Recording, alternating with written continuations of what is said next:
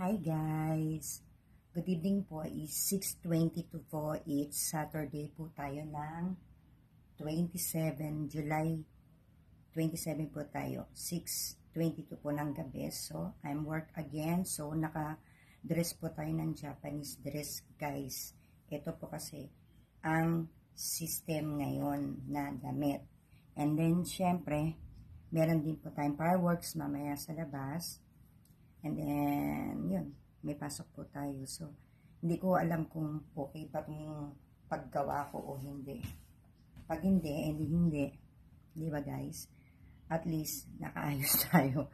And then, syempre, meron tayo mamaya yung tawag sa kanila is geta.